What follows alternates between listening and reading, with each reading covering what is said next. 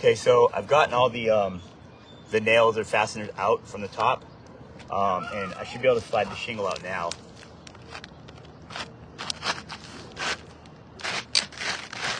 And oh, look at that. You can see the damage on the shingle. This is where the old fasteners were. Those actually were nailed into the top of this shingle or to hold it in, and it actually went through this, got those out. But you can see, look at the material left behind from the old shingle that was bonded to this right here. That's all adhesive, and that's supposed to be what's keeping these shingles together. And as you see, when you pull them out, it transfers all that material onto the shingle you're pulling out, which makes, you know, the sealant strip ineffective, which doesn't properly you know, complete the bond for this shingle to be effective. So yeah, I'm gonna pull this one out, put it up here, and we're gonna try to put the new one in. Now, new one should slide in as far as fitting goes perfectly, because they still do make these. Problem with this is gonna be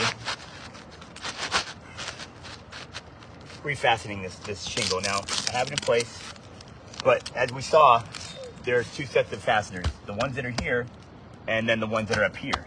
Now, in order for me to put the ones up here in, even these, but more these, I need to have a straight strike down from my hammer, which means that I need to be able to hit the roofing nail in from the top with a straight strike.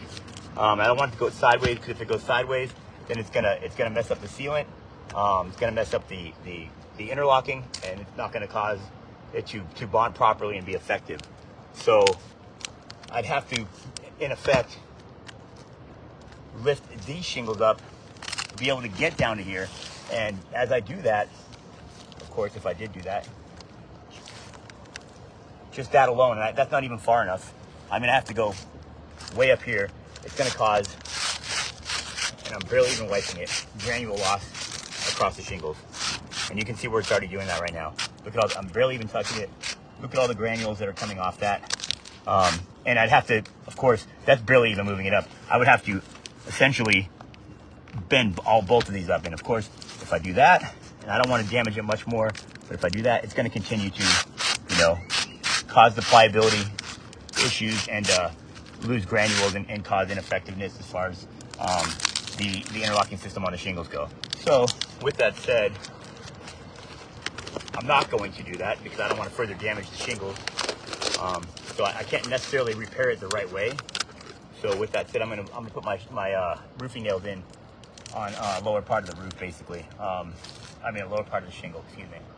So instead of up here, I'm just gonna put them in the lower part, down here, which is really not the way it's supposed to be for wind effectiveness and the wind effective rating. So I'm gonna fasten it here, here, and here. I might try to go a little bit higher up with the second row, but if I want to get all the way up here, like I said, it's gonna cause creasing on the shingles. So we need to lift this one up and lift this one up, and you know, like, it's gonna cause granule loss. And what's gonna happen is, to replace this shingle, I'm gonna need to replace these two shingles because they're gonna bend up. And to replace these two shingles, I'm gonna need to replace these 4 shingles. And then from these 4 shingles, 8, 16 continues up till basically all the shingles need to be replaced, which is the case, to be honest with you, in the first place. So cut it, we're good.